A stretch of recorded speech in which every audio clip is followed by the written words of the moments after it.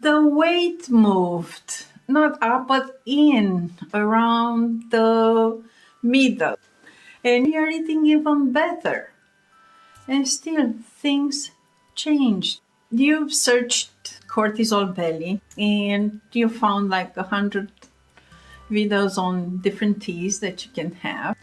I have nothing to sell you. And in the next few minutes, I'm going to tell you exactly what's the cortisol belly. What does it show up around middle life, even though nothing else has changed? And what can you do about it? This is not like you have to detox, do 21 days of anything. It's just how the body works, okay? So, who is this for? This video is for the woman who's over 45 and whose body decided to do something new without telling her. Same food, same movement, different shape. And the quiet worry underneath. What's going on? Is there something wrong with me? By the end of this video, you'll have three things. One, honest mechanism. What's going on? What's happening? As far as we know, science changes, evolves. Then two mistakes that make it worse, and almost everyone makes them. And three, the 5 things that actually can help with this. So let's start with the thing that sometimes may surprise people. Cortisol is not a toxin, is not a villain. Without it, you'll be dead in a day. It's basically get out of bed chemistry, and it naturally rises first hour after you wake up. That's why there are many things that is recommended you do or not do during that first hour after waking up. It's like your bodily morning express, so it helps bring some glucose to your bloodstream and it raises your blood pressure to a degree. It's like you're ready for life, you know? So the goal is not to get rid of the cortisol. The goal is to give the cortisol back its rhythm. It's a peak in the morning and then lowering toward the evening, so you get ready for sleep. A wave, not a flat line, not static. Now, the cortisol has been designed for waking you up and for short emergencies. In a way, short emergencies are a call for waking up, right? You're awake, you're present. Something dangerous appears, cortisol spikes, you're more awake. You handle it, then the whole system returns to calm. You can see it with the dogs, cats, birds, everything. They're at peace most of the time. And then sometimes they're alert. The modern problem now is that even though nothing chases us anymore, the alarm never switches off completely. You have the news, you have the aging parents, you have the adolescent children, the global events, the ceiling at 3 a.m. in the morning, all of them keep the alarm ringing. So instead of a spike, you get the constant drip of cortisol. Now, how does a stress hormone ends up on your waistline? The chain is shorter than you think. When cortisol stays up day after day, the message your body hears is emergency is not over yet. So we need energy, and you need readily available energy. That readily available energy, actually, it's inside your body, deep inside your body, the visceral fat around organs. It's a different fat than the one from your hips or arms. It's the emergency pantry. At the same time, that steady cortisol keeps your blood sugar high, and eventually cells stop listening to insulin, which is called insulin resistance. Basically, what that means is that the body stores more easily and releases less willingly. The door swings in, but rarely swings out. And there's a third piece. Did you follow so far? 1, visceral fat increased. Energy readily available. Second, insulin resistance because of blood sugar being higher And third, cortisol drives cravings. It's not a vague hunger, it's cravings for glucose, for carbohydrates, for sugar. Emergencies run on sugar. So the evening biscuit hunt, that's cortisol. That's chemistry. It's not you're doing something wrong. It's just body's chemistry. If you put all three together and you get the picture, the body stores in the middle, holds on tight, and asks for more sugar. This is the cortisol belly. That's the mechanism. And it's not a cosmetic problem. It's not a character problem. It's stress signature, and it's written on the body. Diets are missing the point. It's not answering the question that the body is asking. So what's going on? Why does this arrive at the midlife? Especially for us women after 45, 55, 50, whatever, 60, 70. Why in the midlife? You had stress at 35. Why now? Here's what changed. And it's not just one thing. It's three tides arriving together. First is the estrogen. For a decade, the estrogen was readily available, moderating the whole system, had a say where the fat is going, more on the hips.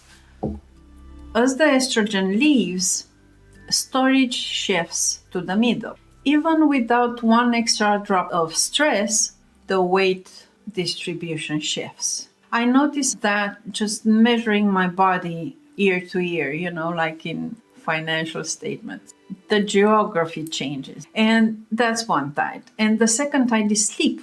At exactly the same age, sleep gets lighter and more broken. And here's the thing.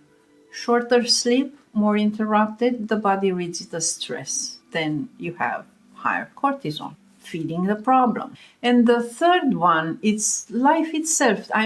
Just look what's going on, the speed, the life.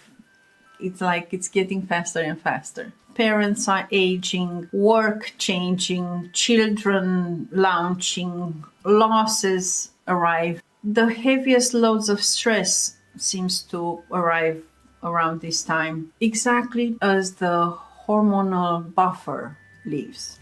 Three tides, one shoreline. That's why it's so common, and that's why one trick fixes all is not gonna work. You cannot fix these with tea. Now, what are the common two mistakes?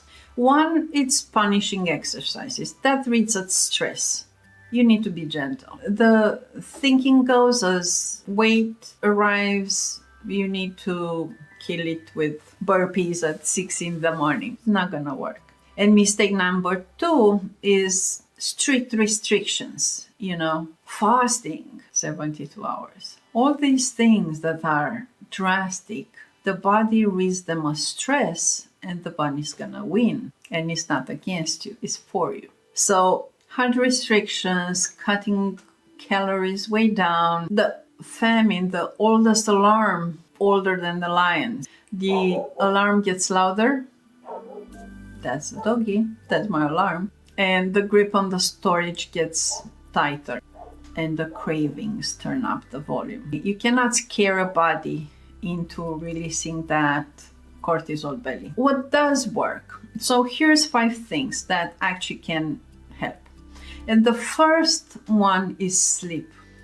Guard your sleep in any way you can. Go to bed earlier. Make sure you wind down before going to sleep. The quality of light, it's important. There are some special glasses to help you sleep if you're using all kind of devices before bed. But the best would be just watching the sunset and slowing down and getting ready for sleep. Going early. Dark room is demonstrated. Dark room. Put your devices as far as possible from you. That tells the body the day is over. Every hour of decent sleep lowers tomorrow's cortisol response. In many women, the belly is a sleep story in a food costume. So that was the first lever. Now, lever 2, longer exhale. When you exhale longer, you tell your nervous system to calm down. It works. Do it right now, 5 times. If you do this a couple of times a day, you keep repeating to your body that you're safe. And surprise, most of the time you are. And that also helps you respond better to stress anyway. I mean, relaxing deeper helps with stress response. And you cannot argue the body into calm, you show it. And your breath is your closest mechanism to do that. Lever 3, morning light. Within first hour of waking up, remember the cortisol? Going outside for 10, 15 minutes, 20 minutes, it's one of the best things you can do to go to sleep properly at night. It works. Try it. Lever 4, strength and walks. Muscle is your blood sugar best friend, It drinks up the sugar that cortisol is releasing, and it calms the whole system. If you do strength exercises twice a week, that's great. Or 3 times a week you can do, and half an hour twice or 3 times a week, you can definitely do that. There's something else with the exercise. You can take some snack exercises, like a mini, very high intensity exercises 10 times a day. That means I actually put that in my calendar, and it's amazing how effective it is. Every hour between 9 and 8 and 17, if you do 1 minute during an hour, that's the whole story changes with the muscles. The muscles need to get to the point where they actually are asking for more energy. That's what calms the blood sugar and insulin response. Level 5, protein, and especially protein at breakfast. A solid proteic breakfast steadies your blood sugar for the day, quiets the craving chemistry.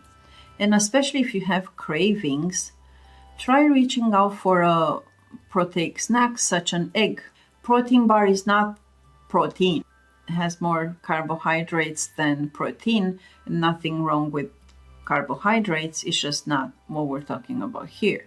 The thing is, the most you can do in the morning, if you front load the day, it will help steady the rest of the day. Willpower is a morning creature. Have you noticed the willpower goes to no man's land after 5 p.m.? Also, recently, research is promising regarding mindfulness, meditation, and breathing.